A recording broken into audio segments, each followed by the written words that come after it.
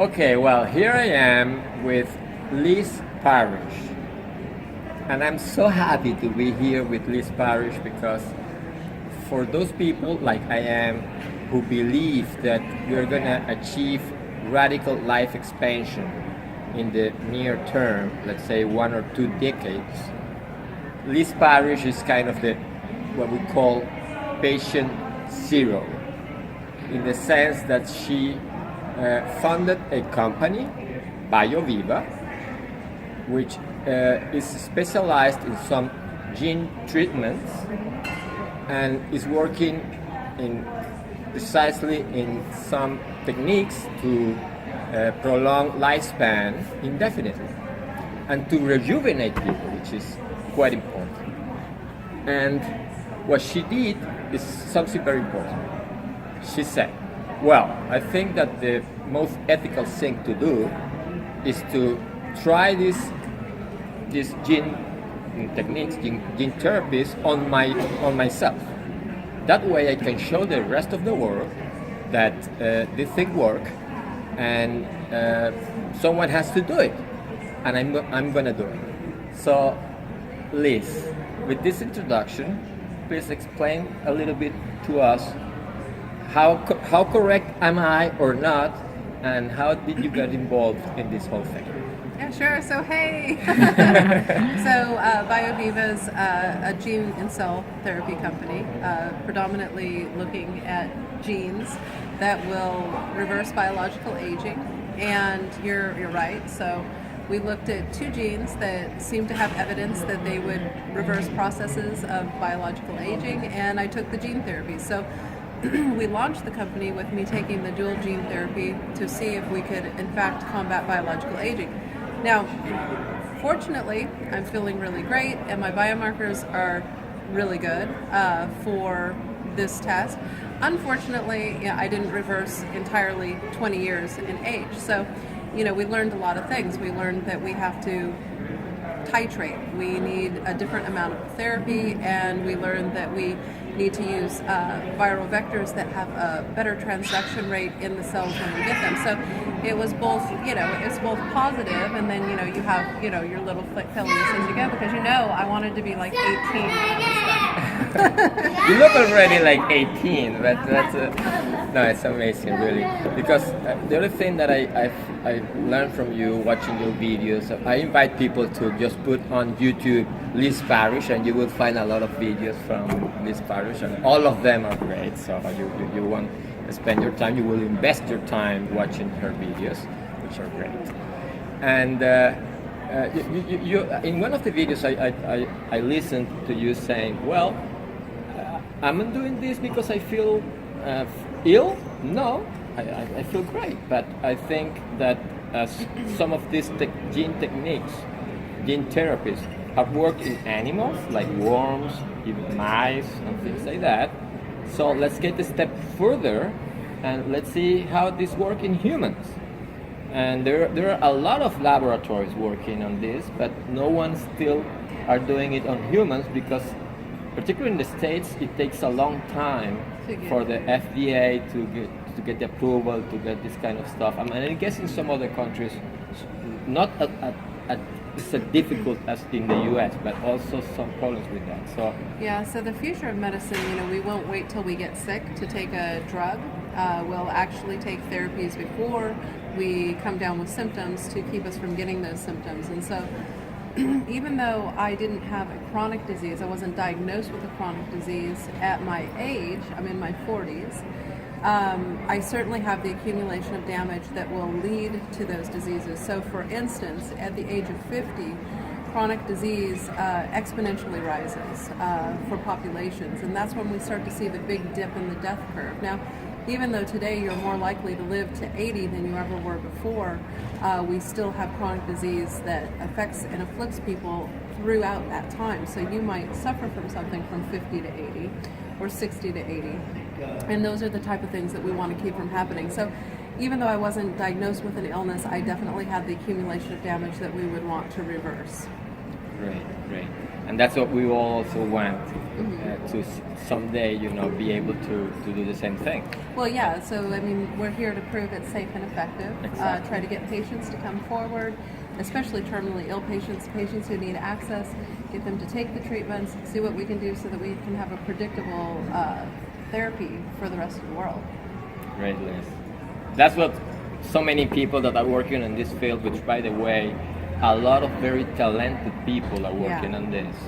Yeah, it's amazing. It's not really a small niche thing anymore. Even Google is working on this. Yes. They've created a whole company to work on this problem.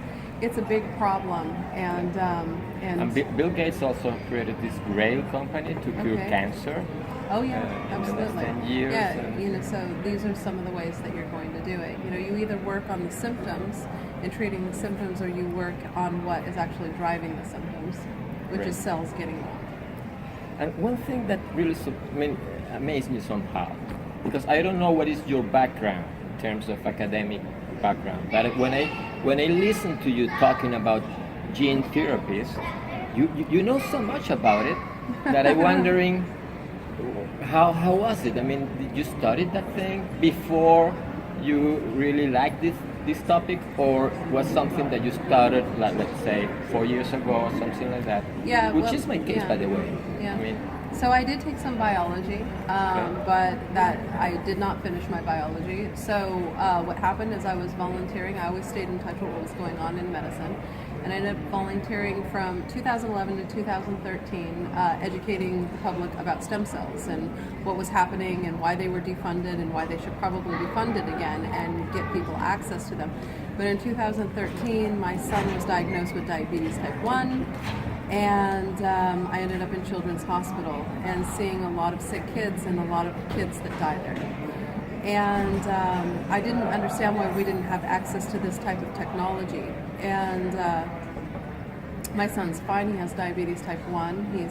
It's a chronic disease. He's dealing with it every day. It's an immunological disease. It's not type 2, where it's more aging or lifestyle based. This one is type 1. So I see him suffer with it every day. And I wanted to make a difference, so I stepped back into the community and started looking for cures for kids.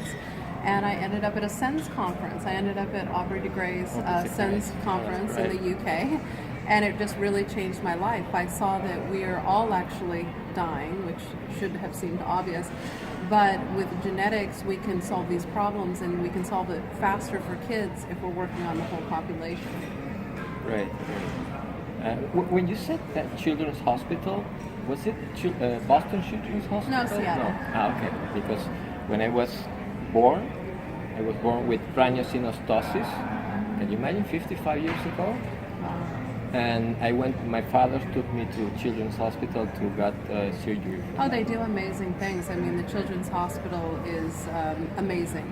They do great things, but they don't have a fast translational engine because they're working under a regulatory system that's not really getting treatments through fast. I mean, still, we believe it's better to let somebody die rather than give them access to something that's considered experimental medicine.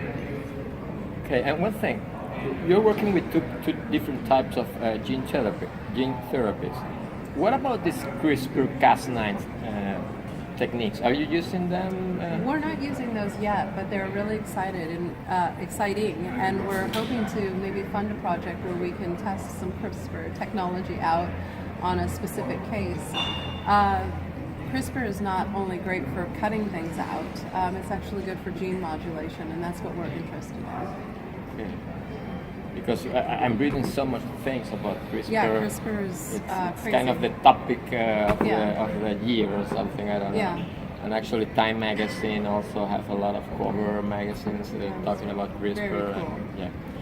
And what I read about it is that it makes things a lot easier for scientists that are working with gene therapies. I think it's cheaper and it's more effective than the old cutting techniques of genes. And because there's been a couple different types before CRISPR, but this one is cost effective and readily available. So that's That's what makes it sort of stand out. And I believe that you can use it over a vast variety of different species, plants, animals, whatever you actually looking to splice into.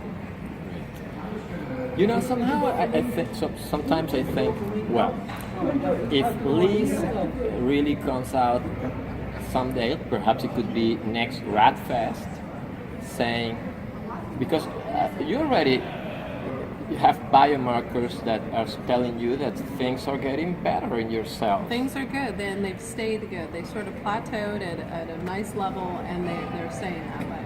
Great. So when this thing comes like something really proven that it works, I cannot imagine the huge demand that this kind of therapies will have. So I don't know. As a company, as a BioViva company, you may encounter yourself some years from now having a tremendous amount of demand. Yeah, completely overwhelmed, and I imagine that will be the case. A lot of people say, aren't you worried about competitors? And I actually don't worry too much about competitors, because we'll just be driving data. And when the data shows the evidence that these therapies are definitively working in more than one body, in multiple bodies, that's when we have a case for really pushing forward to getting a lot of people treated. Great. And well, perhaps at that time you're not going to be the only company, as you say, I mean, you're not afraid of competitors, because is it possible to handle the whole world with the extraordinary demand that this will have? Because even, you know, very religious people that say, hey, I don't, that's kind of against the law of God and things like that, I'm sure that when this thing comes real, they are not, I'm not going to say they're going to be the first, because that's something, you know, but they would like to also get into the thing, but for sure. Yeah. I mean, many religious people think that, you know, it's God's will.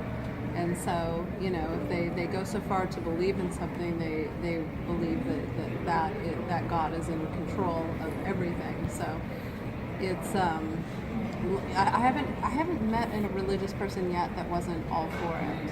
You know, they get really excited about it. Yes. Yeah, they well, really do.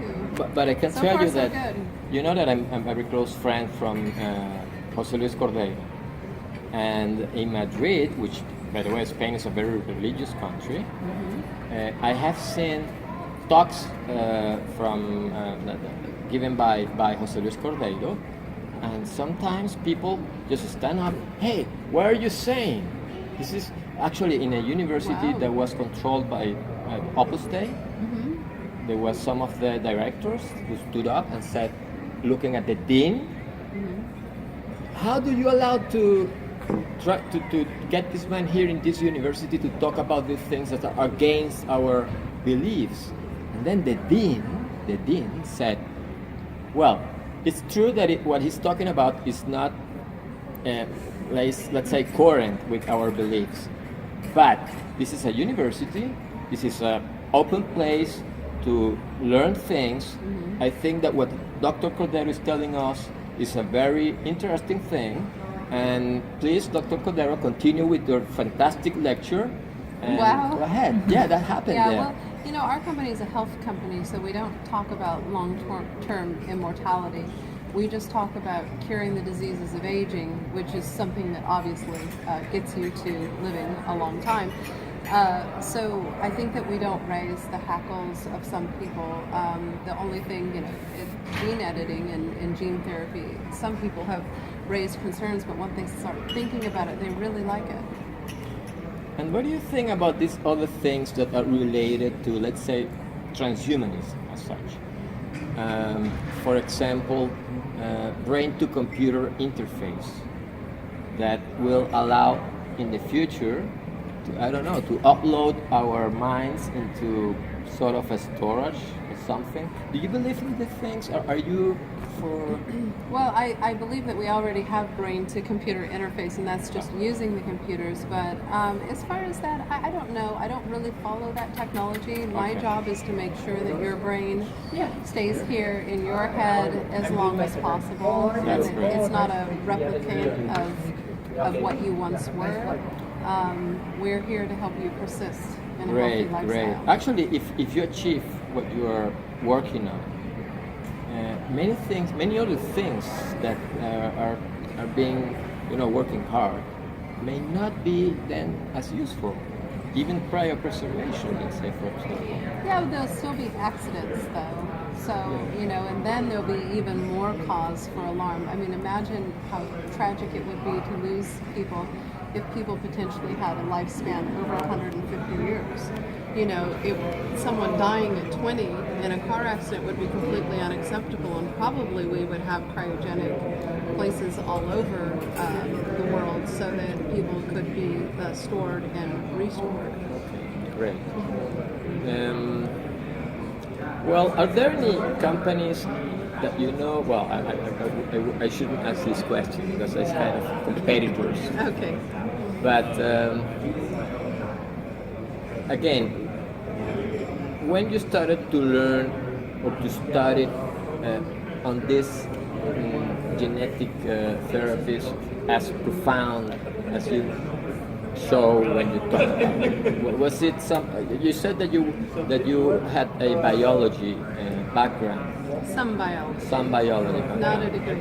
But then all the things that you have learned, has it been during the last 5 years or something? Yeah, so for 4 years I have been studying this. I've learned how to read a research paper. I've learned the terminology. I've learned about many different genes that might affect things. You learn two things. You learn one thing, you learn a lot of incredible things and a lot of innovations. And then the second thing is you learn how far we haven't come. When you peek in, you would hope that a bunch of the problems were solved, and then you find out that they're not. So we're at the beginning of the technology. We're going to have to pioneer it. It means we're going to have to take a risk. We're going to have to take a chance. The outcomes will be unknown, but we already know the outcome if we don't do it. Well, talking about risks, I can tell you that the great majority of people that are involved working on this thing consider you, the person to follow. I mean, it's like, it's amazing. I feel sorry for them because I know I'm not very active on social media. Occasionally somebody shares some things to my Facebook and presses me to share something on Twitter. I need to become more available for people who want to follow what we do, and I imagine that BioViva needs to put out more information as well. Well, maybe it's just enough. Maybe it's because there is so little that... Well, for example, I know that, again, talking about Jose Luis Cordero, who I know a lot, he receives like 200 WhatsApp notes every single day. Wow. And Facebook messages. And this is something, somehow, and he doesn't want to contract a media, you call that, someone to work on his media stuff because he wants to respond people personally. Yeah, it becomes difficult. The number one best thing to do is not to give out the phone number, because then you get backed up, and what happens is people feel bad because it takes you a while to get to them. You talked about that with the LinkedIn. Yeah. You were like, I connected with you on LinkedIn. Well, there's Exactly. there's a whole bunch, and it's not intentional. It just happens. Yes. Where a person can't keep up with what's going on, and so I like to have somebody actually deal with our emails. It makes it more efficient. People get a reaction right away, and anyone in our team is pretty close to dealing with me. And anyone can always raise a concern and say, I want this email to go to Liz. And of course, it will be red flagged in the next meeting, which we have several a week. They'll say, these are the emails that, we want you to look at. But if things just come to me, it's very, it's hard to give a response. And I don't want somebody's text or email or, WhatsApp to be sitting there for days. Yeah, that's true. Okay. So, well, you look beautiful already. And with this rejuvenation therapies, do you think that for sure cells are going to have biomarkers that show that they are young? But do you think it will also in the future be able to even rejuvenate our faces or something like that? Or is Well, yeah. Yes, yes, and yes. If it doesn't, we will die, right? So our skin is the biggest organ on our body, and so we do have to take care of it too. We don't want it to have signs of aging and damage. So the point is to target everything and reverse the biological aging or slow it enormously so that the organism persists longer. The telomere therapy showed in studies I can't think of the gentleman's name right now, but he did the skin studies, and it showed regeneration of the skin cells within 48 hours. That was Cal Harley. And this is fantastic. You know, these are the type of things that we want to see, but in the whole human body. You know, other tissues have been regenerated. Just about every tissue in the human body has been regenerated with telomerase induction. Can we do it in a whole human body? You know, this is the big challenge.